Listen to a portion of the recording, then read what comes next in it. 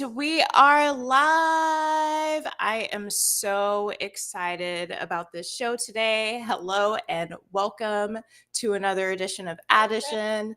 I'm your host, Addie Snowden, product manager at Google and quantum life coach, helping you get happier, healthier, and wealthier by jumping into the reality of your dreams. You can book with me at calendly.com/additionpod.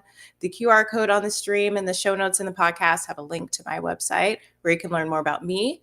And before I get into today's episode, go ahead and like and share this video, follow and subscribe if you're not already, because this is going to be an amazing episode today. So today we are kicking off the Black Woman Boss series with our special guest, Ninti. Do you want me to say your last name, Ninti? All right, Ninti Chance. We're so excited to have Ninti Chance, aka Ninti.wave on socials. And we are going to hear her inspiring success story. So let's get into the episode. So how are you doing, Ninti? Hi. There is some music, like background music playing. Do you mind shutting the music off?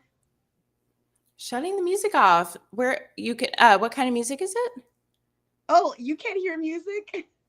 I It can't hear sounds any like music. mass, like I'm going to mass, like, like Catholic church. Oh, was it like the do do do do do do do do? Yes. Okay, that will eventually turn off. Um, is it impacting your ability to hear me? Oh, okay. No, it's fine. If it's gonna eventually turn off, that's fine. And It's also gonna eventually turn off. I joined the live on TikTok if you can invite me.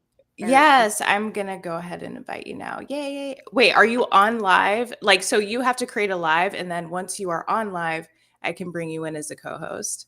no, really? Oh, okay. I see. Or I I can add you as a guest.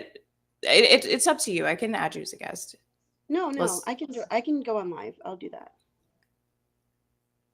Okay. All right, perfect. All right. So Okay. For the logistics, everyone. okay, co-host with creators. Let me find you, Ninti. Okay, she's saying keeps saying not on live. I'm not on live. Give me one moment. I'm Okay, joining. take your time. Take your time. While we are waiting, go ahead and pop any questions for Ninti in the chat. We're going to be talking about success stories, overcoming obstacles, all of that. Ninti is a software engineer at Google as well as a digital artist. So feel free to go ahead and enter questions you have for our guests in the chat. All right. So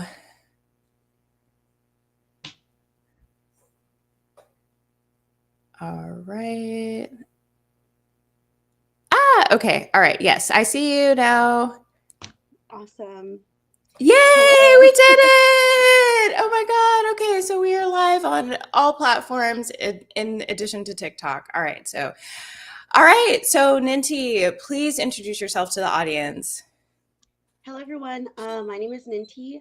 I am a software engineer at Google, and I am also a content creator. I really love to do cosplay content, and I also love portraits, like drawing digital paintings, and also oil paintings of people.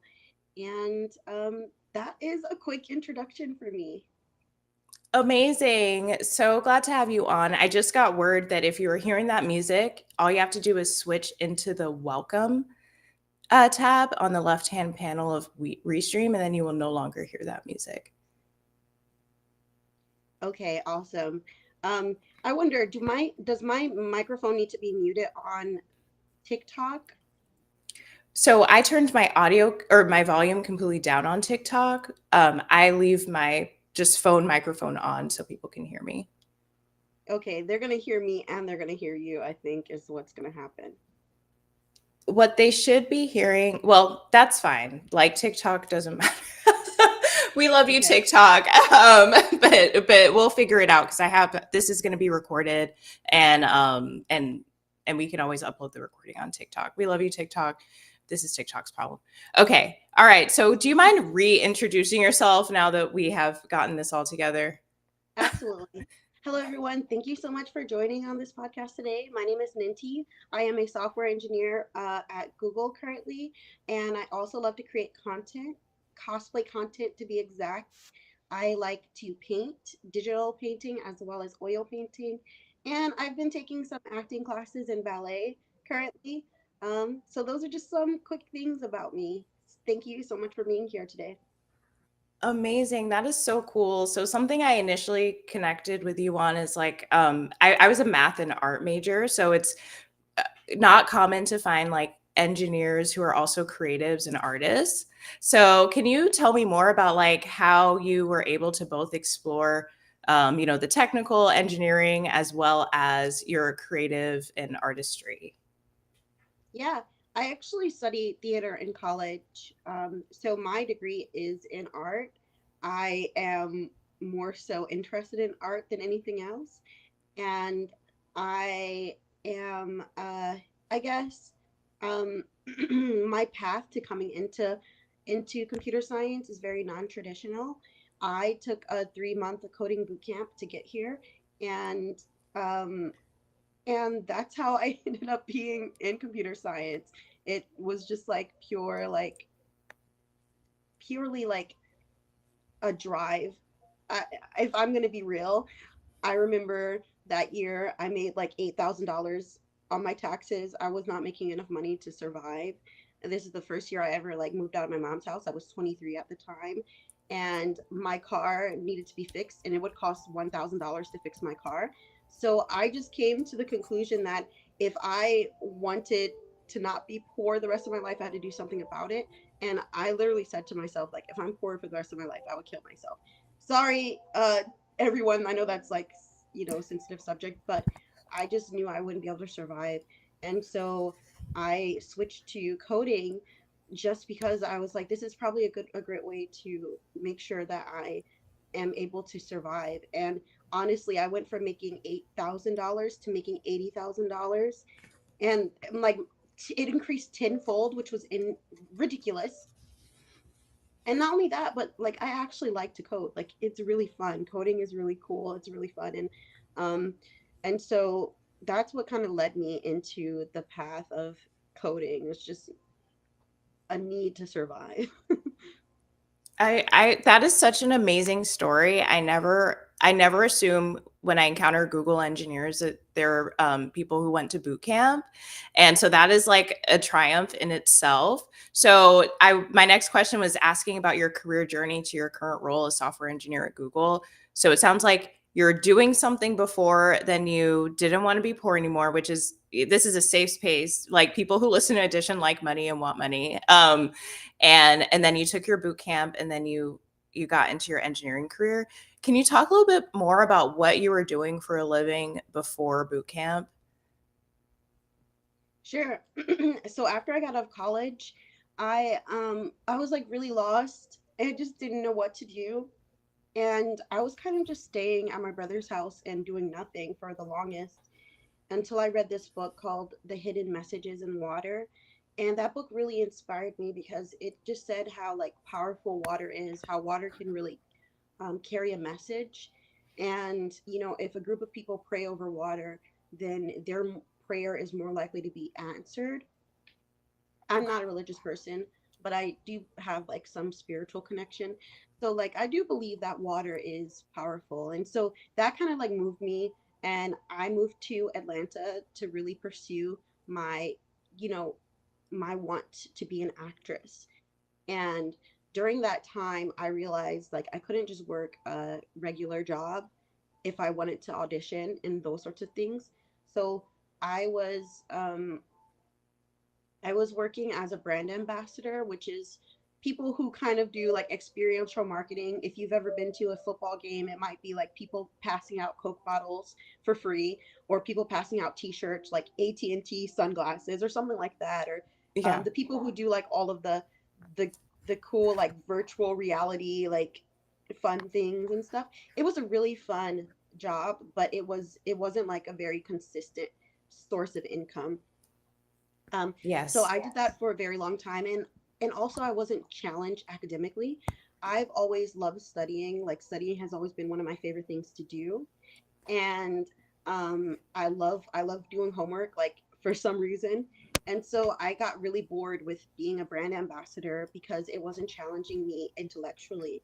And the way I actually got into coding, like, I know you asked me, like, you asked, what did I do before I was a brand ambassador? And then I can, Mm-hmm. lead back into coding if you ask me, Yeah, so no, I want to hear the whole journey.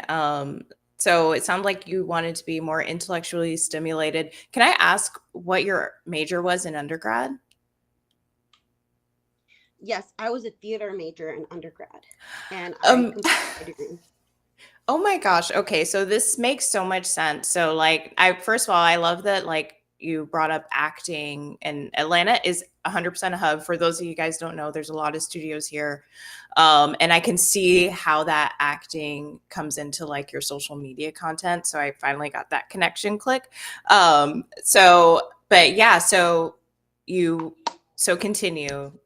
You wanted more intellectual stimulation, you got into coding, and then you liked it. Let's go. Yeah, so I like to call myself like a giant simp.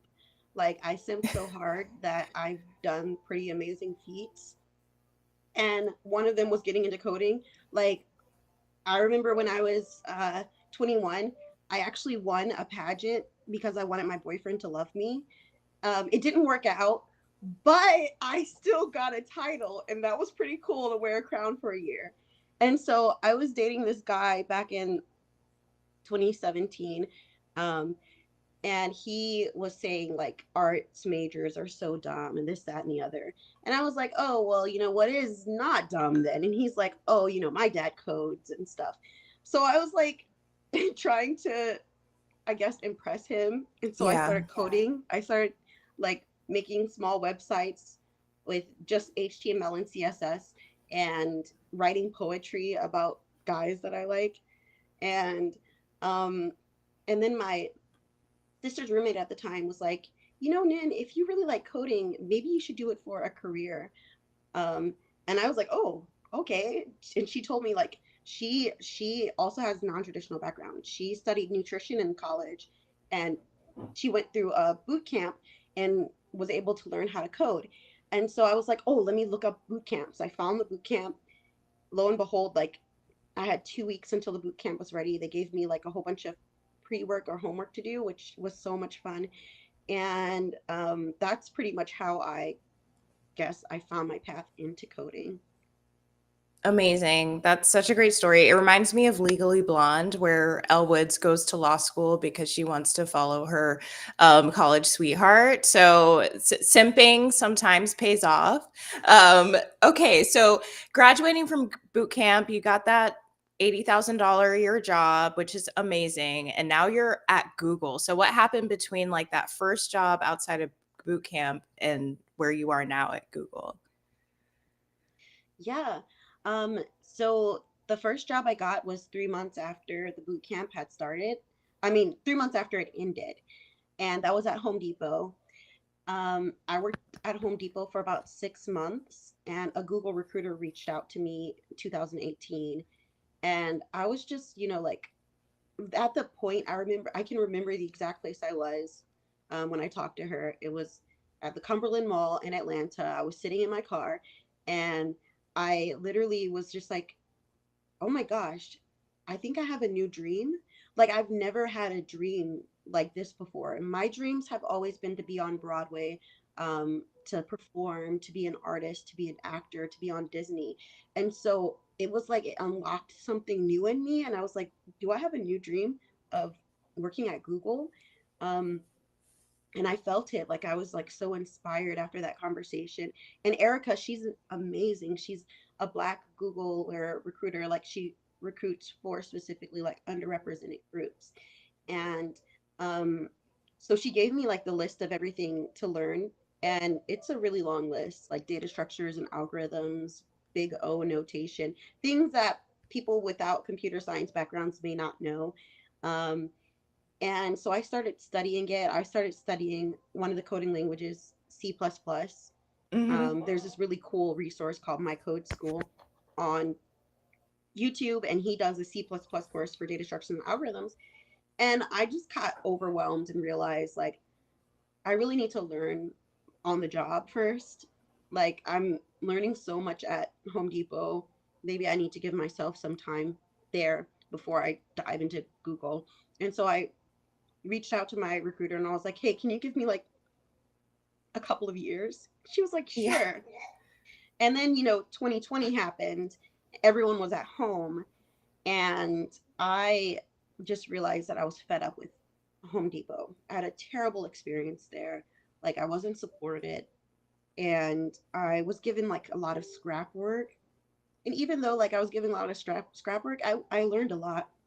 I had a really good like I had a really good black woman mentor. Like I remember like being at Home Depot and feeling so alone.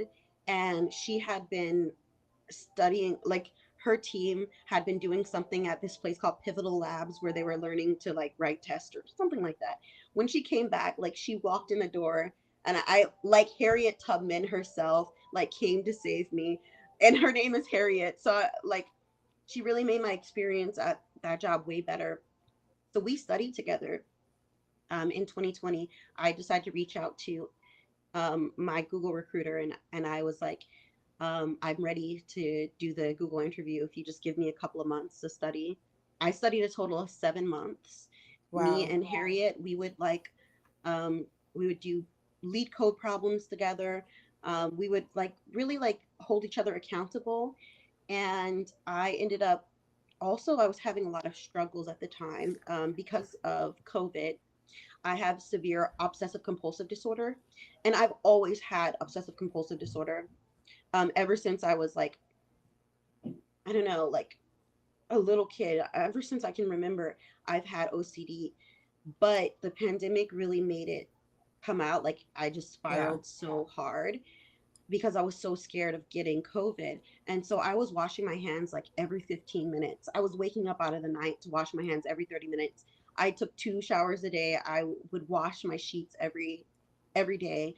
Um, and one thing that I was really afraid of is not being able to understand the Google question, like at the Google interview, because of all the things going on in my head, like the compulsive thoughts, like you're not good enough, there's no way you can understand this, you can't do Mm-hmm. this. And um, my OCD therapist really helped me. She taught me a few concepts before I went into the Google interview, like power poses, to like stand like Superman, Yes. and like and you say good things about yourself. And then she also was like, listen to a song before you go in.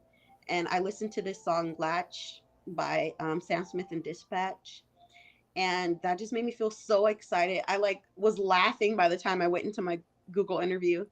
and um and then I was able to actually focus because of all of the work I had done in my OCD therapy. And I guess that's how I got to Google. Amazing. Like, what an amazing story. I'm going to call out a few things. So, one, you talked about like needing to, you have these, what I call limiting beliefs in your head that are saying like I'm not good enough, and that's really hard if it like it seems like we can't stop them. And it sounds like the woman that you're working with gave you some techniques to like break that limiting belief or thought cycle, which is amazing.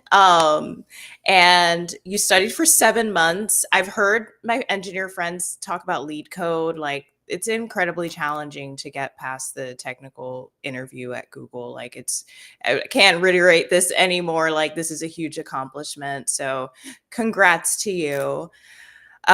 So I wanted to talk. So it makes sense. Like, you had these Broadway dreams and now you have this Google dreams. And my next question was going to be, what made you decide to pursue entrepreneurship in addition to your 9 to 5 as a software engineer at Google? Was it a way You to mean like content? incorporate You mean content creation? what is the distinction for you, content creation versus entrepreneurship?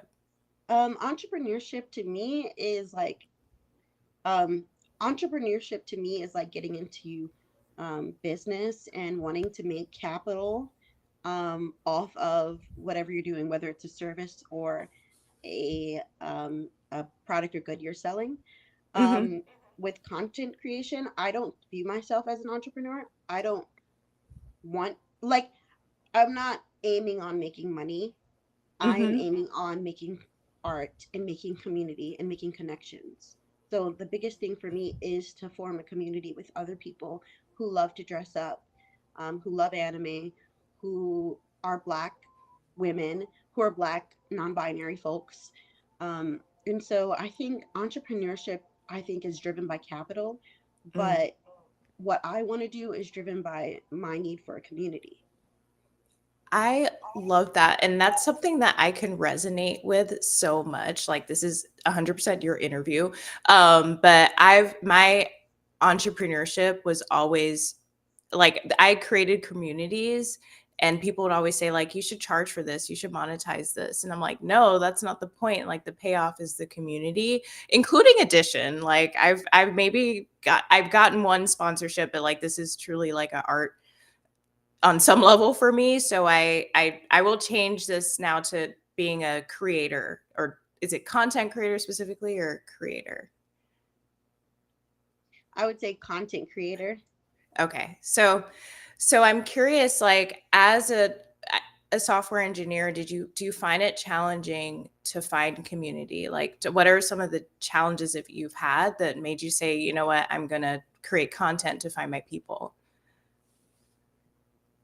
Yeah, I mean, um, software engineering, the field of software engineering has been, the culture has been created by white men.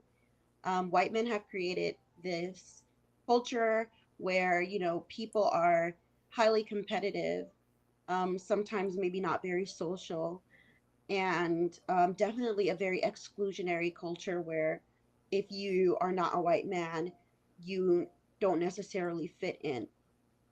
And so going into the space of like being a software engineer hasn't always been welcome for me because of, my identity. And so, you ask what made me look for a community outside of software engineering. I never was really looking for a community within software engineering. Like Yeah. I have found some communities, like for instance, Women Who Code has been a really safe and amazing community for me. Um, I don't think I don't think they exist anymore, Yeah. unfortunately. Um, but I've always sought out community in other artists, and I found that community is what allows to do so much and be, you know, so successful.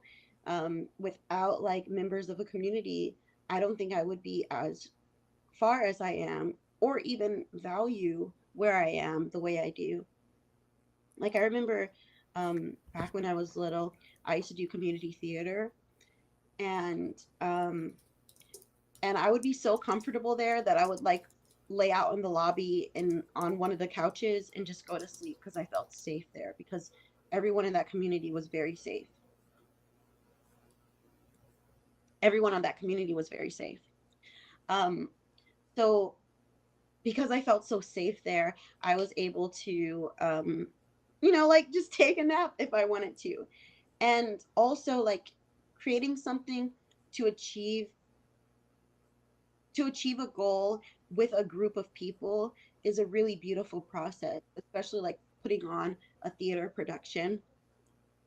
So, um, I had not had that community for years after graduating college, or even before graduating college. It was like as soon as I got to college, I had lost that theater community that I really loved.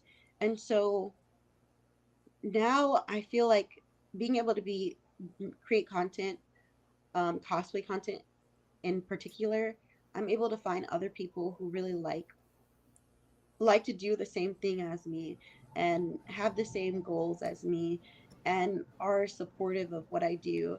And then I get to support them. And I've done like a few events this year. I've done a maid cafe for Valentine's Day. And then also I cosplayed at a conference.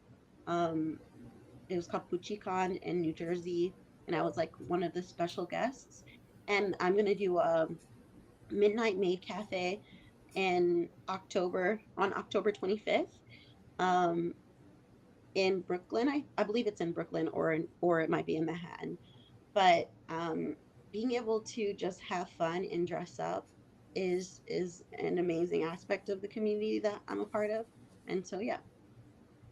Yeah, no, that's amazing. And I'm for you. I feel like I'm always in cosplay. So I don't consider myself an anime girly because I haven't watched as much as the average.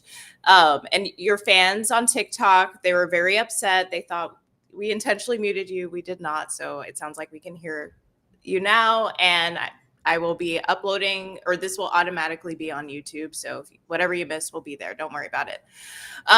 So it sounds like your career is serving one purpose. Like your career as a software engineer is serving like your intellectual curiosity, and I'm sure obviously financial, and your content creation is to find your people, to find your business, or sorry, to find your people, to find your peers.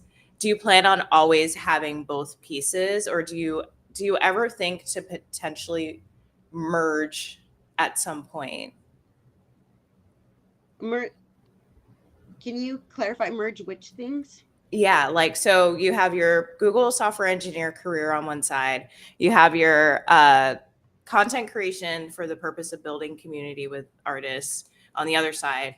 Do you ever think about merging them in some way, like using your engineering skills, like as your job for community building, or figuring out a way with your events to, you know, take away the need for an engineering role, or do you always want to have those two in parallel? Um, I just want to check. Can y'all hear me on TikTok?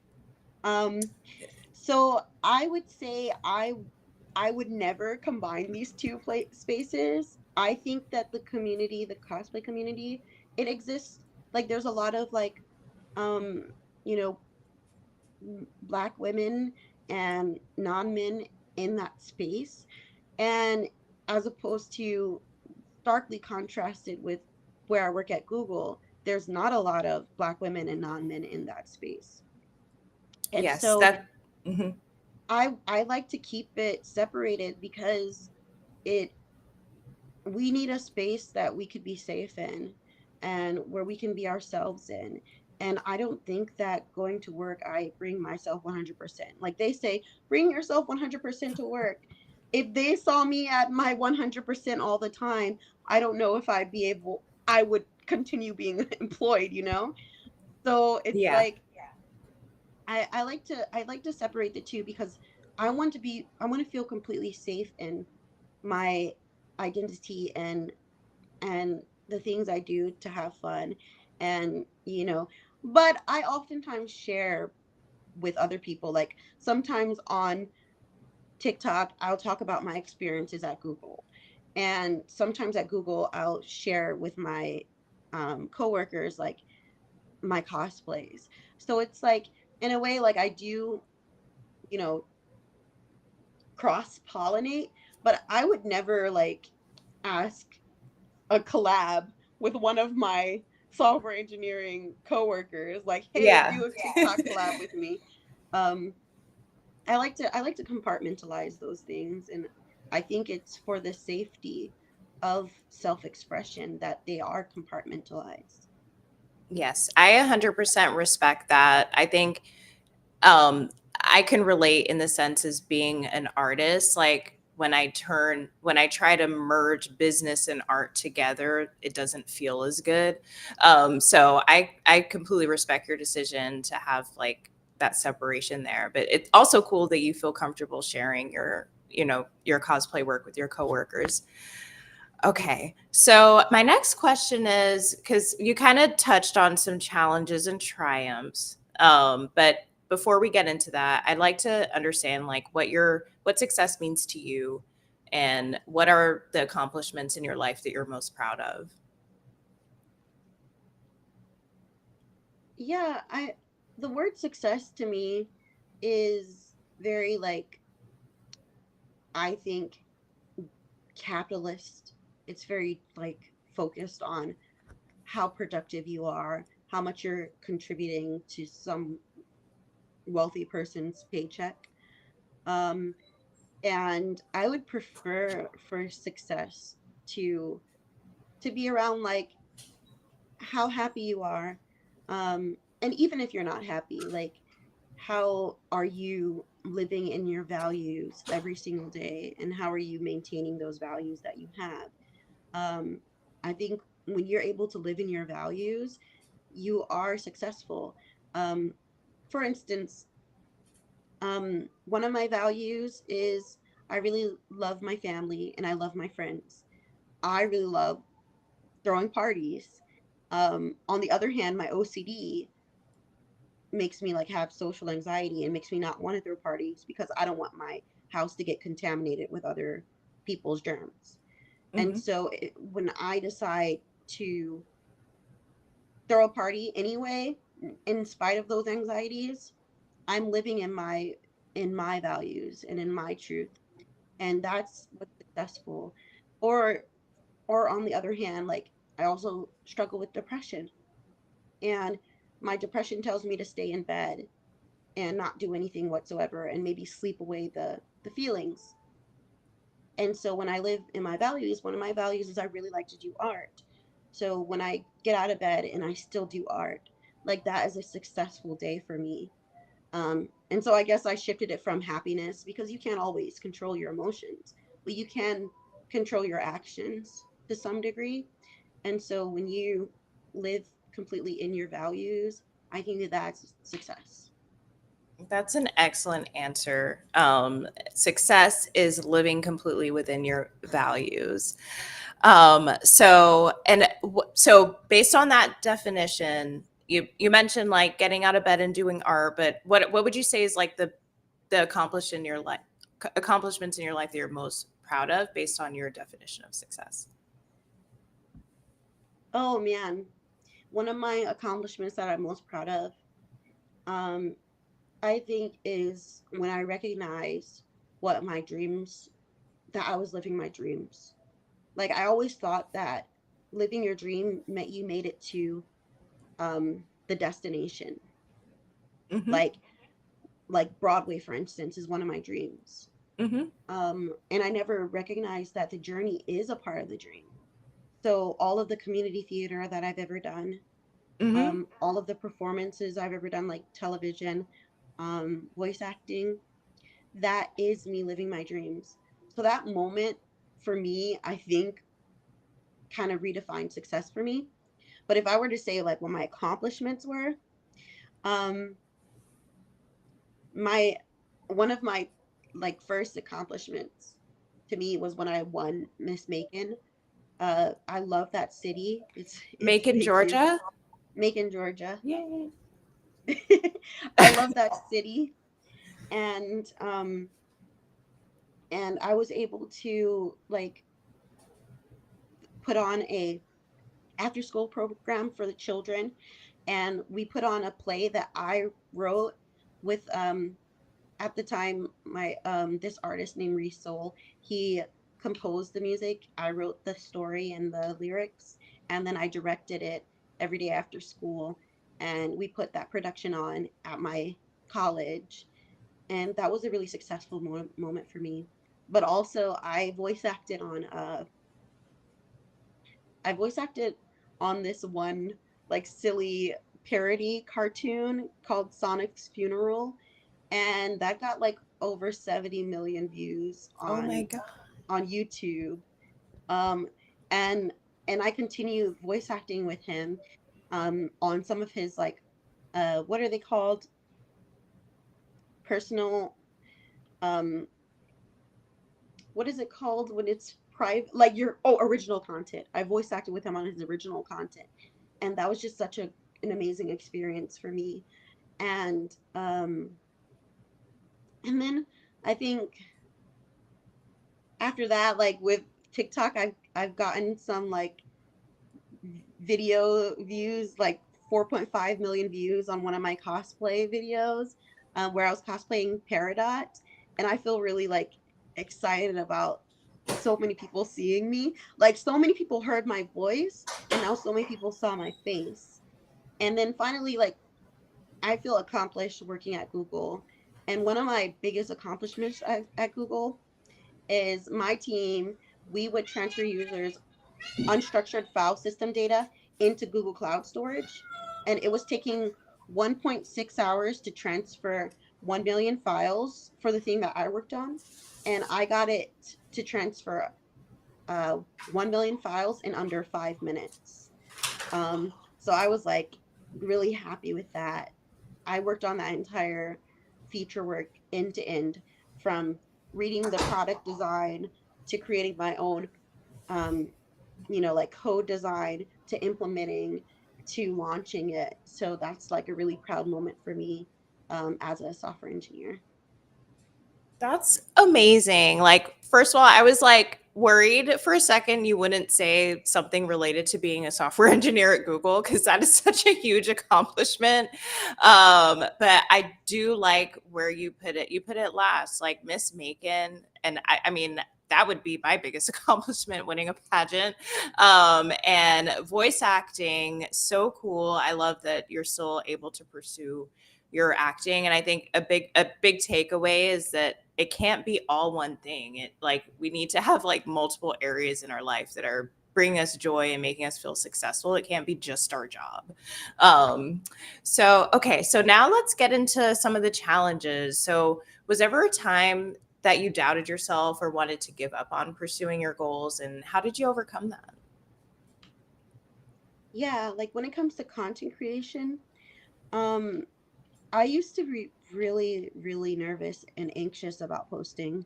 Like I would like post something really like simple, like a picture of myself on Instagram, and then I would log off for like a whole week because I was so embarrassed. Like I was like, oh my gosh, what if people respond and what if they don't respond? And like I could feel like the heat of embarrassment in my ears.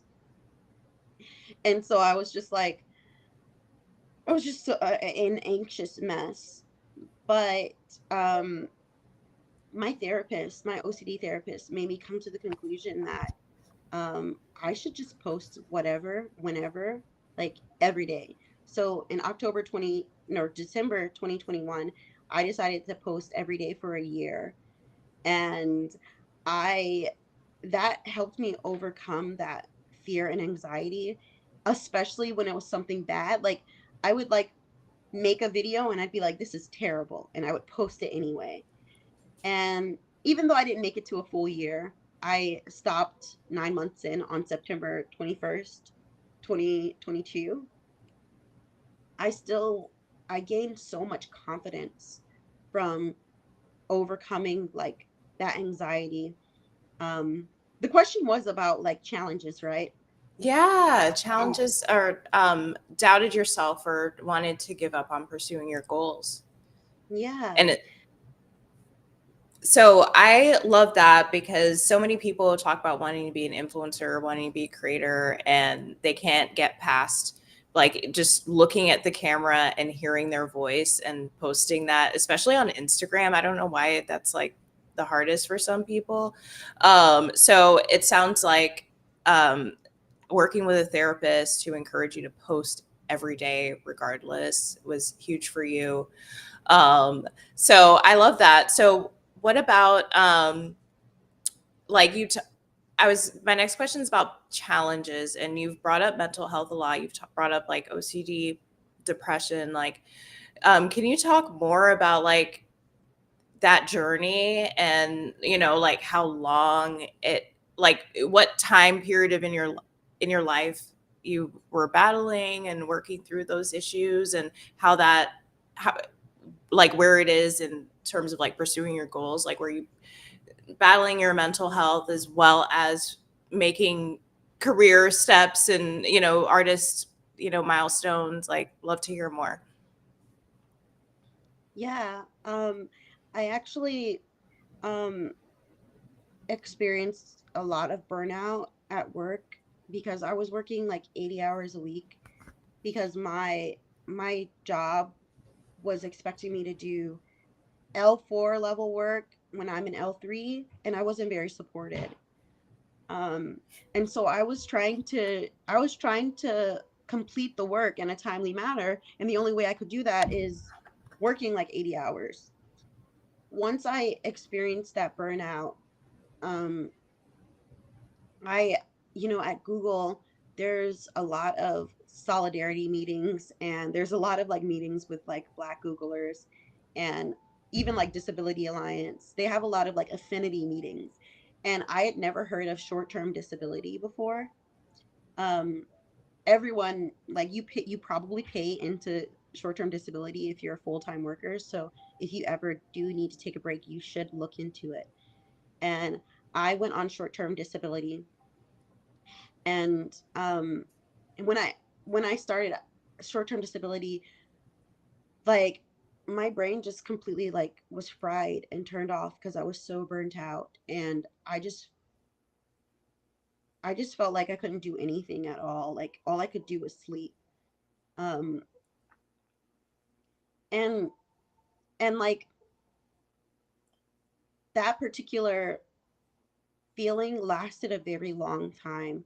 I went on short-term disability in March of 2023, and I stayed on short-term disability until September of 2024.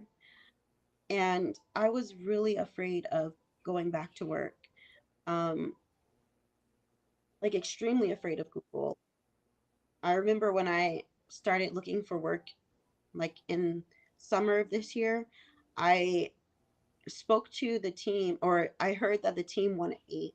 And that day, instead of being excited that a team wanted me, I like sobbed because I was so scared to go back and have more bad experiences. And and also, I just didn't think I can do it. Like, I couldn't even read without falling asleep. I couldn't even watch TV without falling asleep. I just felt like my mental capacity had completely shut off. And I didn't really believe in myself either. And I continue making like content. The only time I ever made content was really when my I call her my birthday twin. We we do a birthday cosplay every year because we were born on the same day on August 5th. And so we do like a buddies cosplay. And I just had to, like, this year I just had to push through. Like, I didn't have any fun doing it, but I wanted to do it because I wanted to be there for her. And also, I wanted to be there for myself, like, even through like the depression. But then one day I was talking to my mother, and she was like, my brother passed in 2015. And she was like, when Say It died, I thought I could never do anything ever again. Um, and then I went back into working in the school system, and there was this really cruel lady. There was this really cruel white lady who was cruel to the Black children. And I looked at those boys, and they reminded me of Say It. People are saying hi. And I looked at those boys, and they reminded me of Say It. And I realized that I had to be there for them. And I also realized I have the capability. I could continue doing this work, and I'm capable. And her saying that to me really empowered me and made me realize, like, I can go back to work. I can be a software engineer. I am smart enough to be a software engineer. I have the capacity and the capability. And that was a huge challenge for me. And it wasn't just like an internal challenge about my intellectual like capabilities, but also just like a immense fear that I would go back into the space and be mistreated again. I know I didn't really explain what happened, like things that happened at, while I was working at Google, but I had some pretty bad experiences. And so I was really scared to return. And I think I overcame those challenges because, like, of what my mom said to me. Um, and when you say what your mom said to you, are you referencing the story about Syed in school? Wow, what a powerful story. At like, and I mean, I can deeply relate to needing to gear, like, just being overwhelmed with the decision to walk into something that has been hurtful. Like, it's like, am I like deciding to be unhappy by walking back into the lion's den? Um, and you did. And you did. And I mean, that's just so amazing. Like, if you feel comfortable, can you talk at least about like what happened in terms of like, you don't have to get into specific details, but just like what happened to your confidence, what happened to your self-esteem, what happened to like your thoughts about yourself as you started at Google before you went on leave, and the place you are now that you have returned? Yeah. So before I went on leave, what was happening was there was a highly competitive person from my perspective who wanted to do my work and wanted his solution to be the solution. Um, and so Question, was this a peer, a manager, a a, teammate? this is a peer, a teammate. Okay. We were both working on the same project. Okay. And um, essentially, like, just to sum it up, he would have meetings and wouldn't invite me and wouldn't include me in these meetings. And, I read Google policy. You're not allowed to exclude people from meetings. That is a form of discrimination. Um, and my manager wasn't very supportive of me at the time. Like, he wasn't stopping him from not including me, even though he, you know, said that he would. Um, and my brother-in-law passed away last year. Well, trigger warning. My brother-in-law was shot and killed by my sister-in-law. And so I went on bereavement leave for a week. And when I came back, he had a code change out to delete my code. And he was assigned my work. And I was just astounded because I was like, you didn't even tell me this was going to happen, that my work was reassigned. And I had to fight, like, literally, like, there was this engineering director who was a black man that I met with, and he was like, Ninti, don't go in there and call people racist. What you're gonna have to do is be tactful.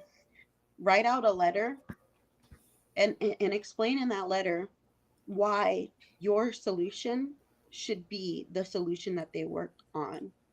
And so I had to justify my work, even though I had already had the design process on my team. People already accepted my design. My work had already been done. Like, I've been working on this for 2 years. So I had to fight for it.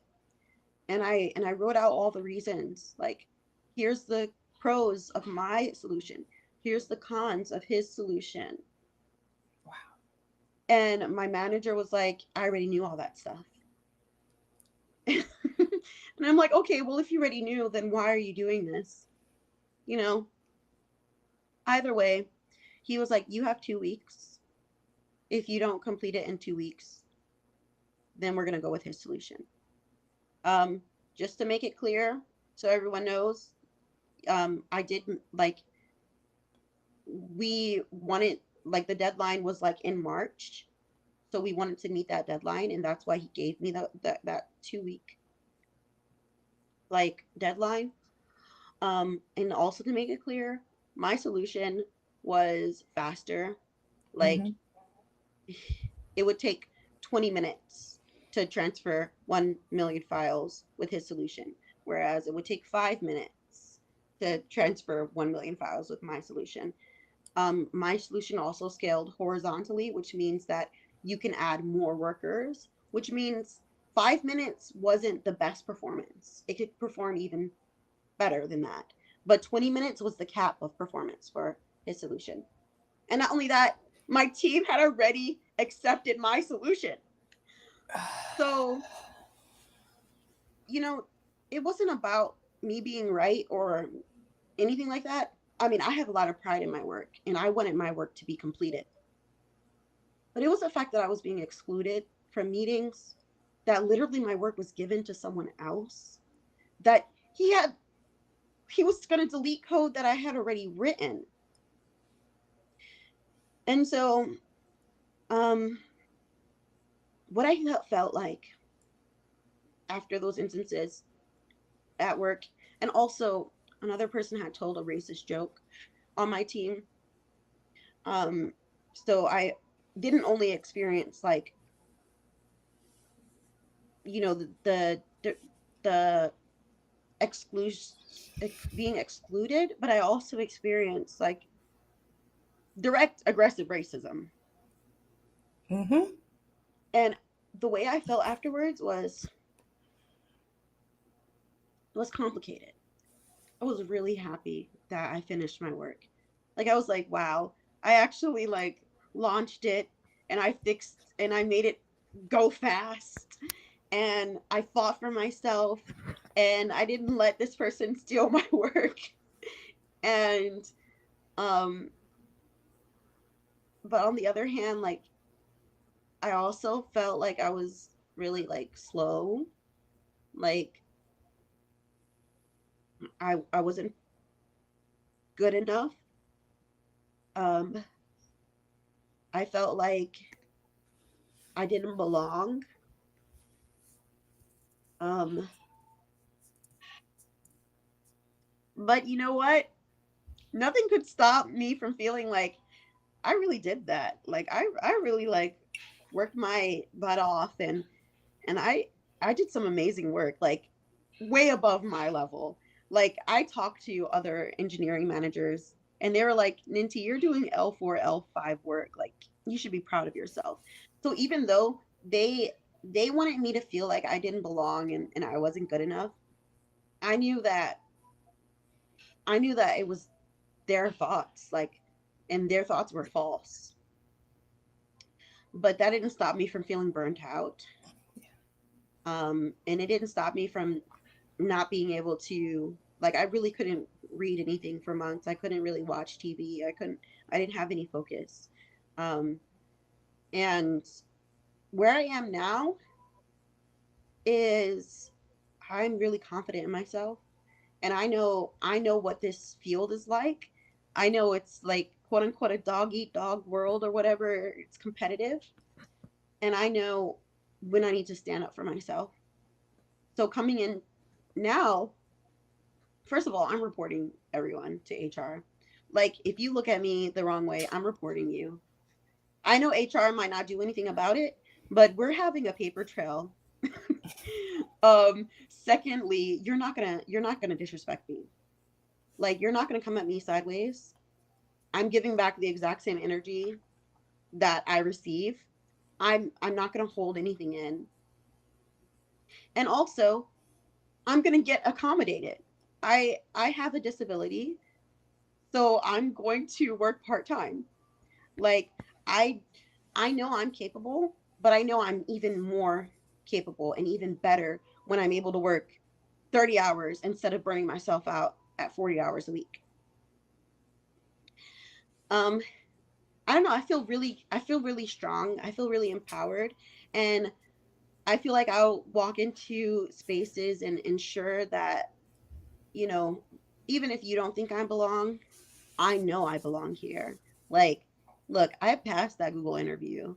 I literally am qualified to be here. Google thinks I'm qualified to be here. They hired me. And let me tell you something my new manager said to me. He was really impressed with the work I did on that team when I told him about it. And he said, if you do what you did on that team, on our team, I would promote you. And that made me feel really validated. Yes, that what an amazing story of triumph. Like I tell myself like I'm like when I speak to myself, I'm like no one is letting it no one is bullying you out of Google. Like I have to like that's a mantra like it's they're bullies and your story is that triumph because not only are you not getting bullied out, you're also capitalizing on your benefits, you're standing up for yourself, you're following the HR processes, and you're getting your accommodations. And so many people need to hear that message. So many people. So thank you so much for sharing that. Okay, so the next question are I know we're 5 minutes over. Do you have time to run over a bit? Okay, all right. This has been an amazing conversation. Okay, so what are some pivotal moments or decisions that shaped your path for the better or for the worse? It's actually my birthday o'clock, 8:05, August 5th. And I Yes. always make a wish at my birthday o'clock, and those wishes come true. um, I'm Do you want sorry. to make So a wish right now? Make a wish right now. I made the wish. Awesome. Yes. I'm sorry. What was the question? Can you repeat it? Yeah, it was like, what are some pivotal moments or decisions that have shaped your path to success, either for the better? Let's just focus on that part. I think pivotal moments that changed my path for the better um, were all of the ones I stated, um, like for voice acting. When I looked up, there's this website called Newgrounds, and I worked with my pageant sister's husband. I know that's a little. She was actually my prince. You know what? That doesn't matter. Point is he was an audio engineer, and he helped me create a voice reel, a vocal reel, and I posted that reel online. And the guy who does the Sonic funeral reached out to me and was like really impressed with my work. We had no idea that it would blow up. Like he had like under 100 followers. He didn't have all those Wow. views. He created this Sonic's funeral, and it got like over like 60K, 77, not 60 million views. That was a very pivotal moment. I think a very pivotal moment was COVID itself. Um, because COVID allotted a lot more time. Like the fact that people are able to work from home just gives you so much freedom. Not only freedom to really like think about what you want to do, but also just do your laundry. So because of that, I was allowed the time to prepare for Google. That was a pivotal moment for me. Um, and a pivotal moment like in recent times, and it doesn't seem that pivotal, but last week I was like sitting at my desk, and I reached into the drawer and I opened the drawer, and in it was a gift that said Ninti on it. And one of my friends who also went on short-term disability leave gave me like a cute little care package. And one of the things in the care package was a sticker of a little black girl with afro puffs. And it said, use your voice. And I just sobbed. Like I cried so hard, like holding this in my hand. Like I was at my desk just sobbing, working from the office that day. And it just reminded me that every single time I experience something, I need to speak up. And I think it's pivotal because last time I silenced myself and I didn't speak up when things were happening. I just like kept experiencing it. But now I'm going to use my voice. And I think that's going to change a lot of my experience at Google. Like maybe I'll keep crying. Like I've cried already like 5 times since I've joined again. But the difference between me then and me now is I'm going to use my voice. I'm going to tell people, hey, that's not funny. You made me uncomfortable. You weren't being very respectful. And I think that's going to change a lot of, I think it's going to change a lot of social interactions and ensure that I'm treated the way that I deserve to be treated. That's amazing. Like one of like my big mottos the past few months has been like about getting my voice back, because I too have felt silenced, and have been silent. Like literally, this podcast or this show is my voice, and I put that on pause a few weeks after, or a few months after I started at Google. So you having your voice back, being on the show, I mean, already like you're making an impact. You're using that voice, and I'm just so happy to witness it and celebrate and give it a platform and elevate it. So amazing. Okay, so then what would you say is like the biggest lesson that you've learned on your journey to success? Yeah, I'd say my biggest lesson that I've learned on my journey to success is um, to really like maintain your connections, like your community. Really like try to be a good friend or a good partner, because the people around you are what's going to keep you going. I remember asking my sister, like, how did our ancestors do it? Like, I asked this, like, after my, I said brother-in-law, but he was more like a play cousin. After he died, I just was like, this is definitely a result of systemic racism. I know, like, I can blame everything on racism. I know it wasn't like some racist who came and shot him, but like the fact that it even happened, I just felt like it's just a result of our years of oppression. And I was like, how did our ancestors do it? Like, I would have given up. I would have literally like trigger warning again. I would have killed myself if I was in that sort of situation. And my sister was like, community. That's how they did it. They maintained community. And every single day that I have a struggle, I can go to my community and they make me feel better. They make me feel safe. They make me feel heard. They make me feel seen. And I don't think there's anything more important in this world than the those connections that you have with your family and friends and your community. That's such a great lesson. Community, community, community. Um, Thank you for sharing that. So now I guess inspiration as we're winding down the interview, like who or what were some of your biggest inspirations along the way, whether it's mentors, books, podcasts? You mentioned a few mentors, but feel free to, share the whole list. Yeah. So for content creation, I really love Afro Cocoa Puffs. Um her name is Naomi, and we're mutuals, even though she might not know we're mutuals.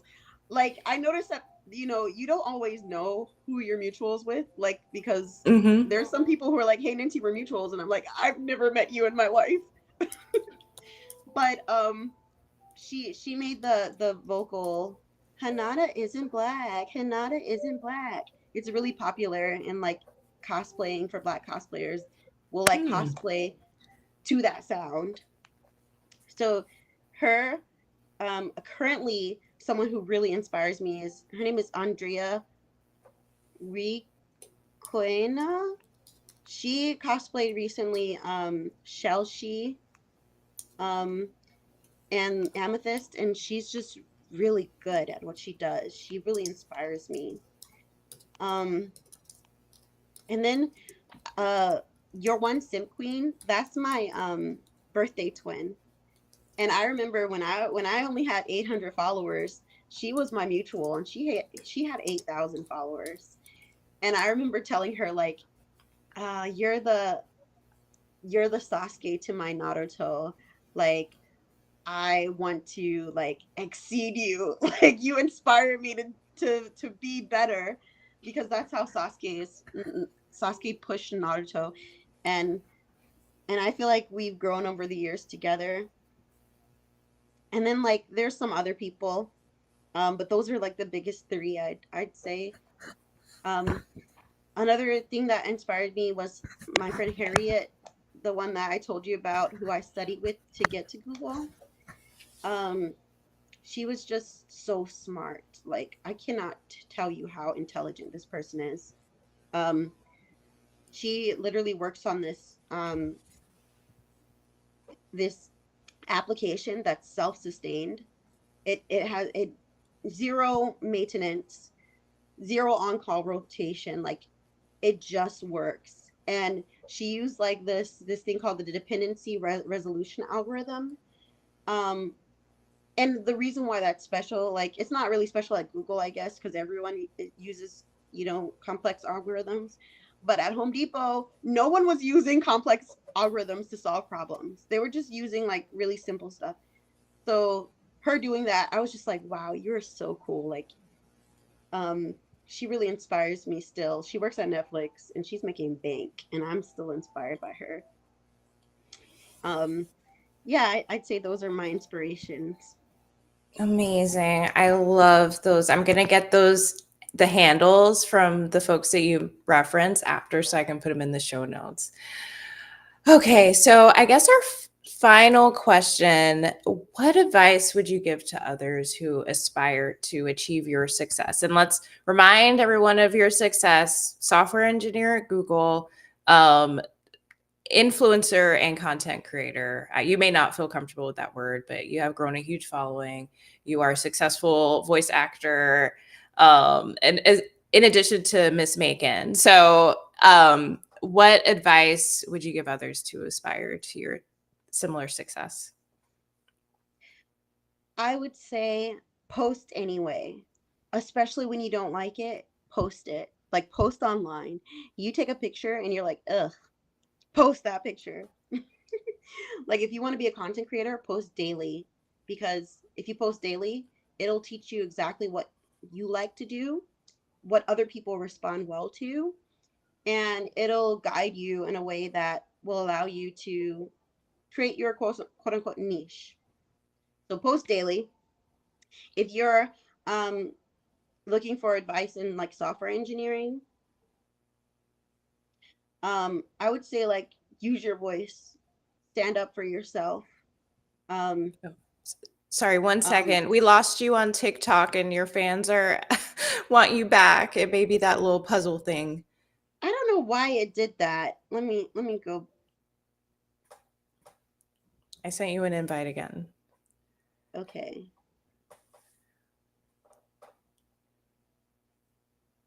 Yes.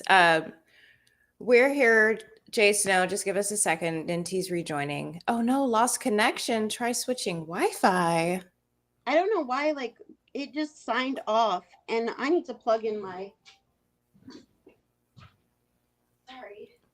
Yeah, no worries. Take your time. We're just live streaming here. Again, feel free to add questions in the chat as we are waiting. Okay, let's see if Ninti's here again. Okay, I'm inviting. Do do do do do do do. Yay, you're back. Yes, Ninti's back.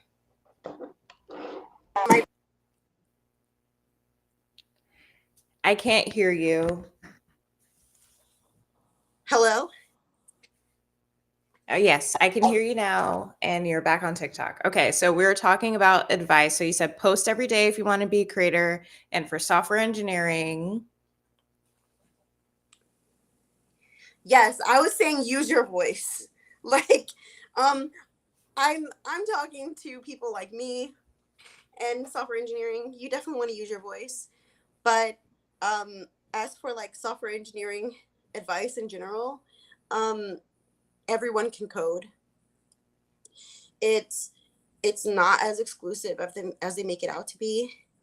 Um, you just have to put in the time and the effort and the practice, and it's really fun to do. So you should try it out. Those are like the only two advices I really have. Oh, well, those are perfect. So, thank you so much for coming on the show, Ninti. This was an amazing and powerful conversation. Thank you for kicking off the Black Women Boss series on the show. We're so delighted and grateful to have you.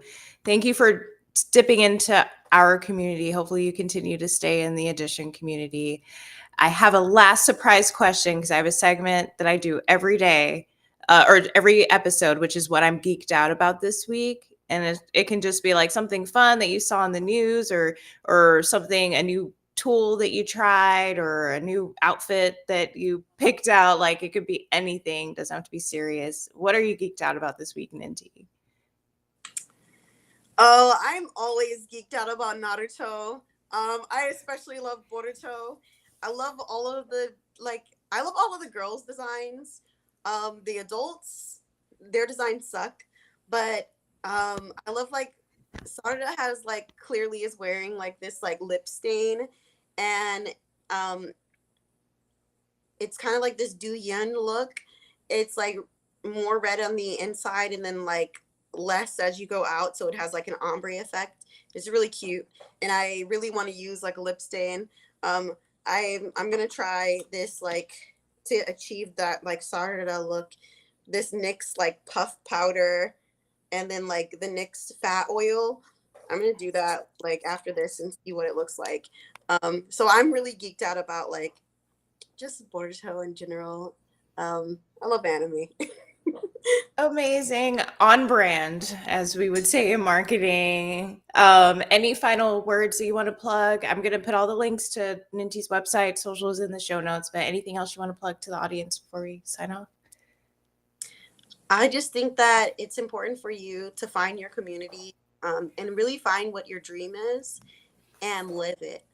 And living your dream does not mean reaching the destination. It means taking the steps to get there. So whatever your dream is, if your dream is to be like a pop star, just creating music, like writing music in your house, listening to YouTube beats, writing lyrics, singing those lyrics, you are living your dream when you sing, when you allow your voice to be heard, when you sing in front of your family, doing karaoke. Dreams are abundant. They're not scarce. Willow Smith isn't the only one who gets to live her dreams. Like every single person in the world gets to live their dream. You just go on the journey. Yes, I love that so much. Question from TikTok, what is the highlight? And then I promise we're going to wrap up. What are you using as your highlighter right now? Highlighter on my nose. Oh, yes, there's. Give me a second. This, unfortunately, where is it? Y'all know that TikTok sound that's like, motherfucker, where is it? That opens in my head whenever I look for something. I literally just had it. I got it from a beauty supply store. Ooh, beauty supply makeup is such like or underrated. It is so underrated and also so hard to find. But it's called NK Makeup Perfection. It's like a white highlighter, and the beauty supply, chef's kiss. Love the beauty supply. Thanks again for your amazing words, Ninti. You're the best. We're going to continue with the series next week. Thanks again for coming, and I hope you have a good night. Thank you.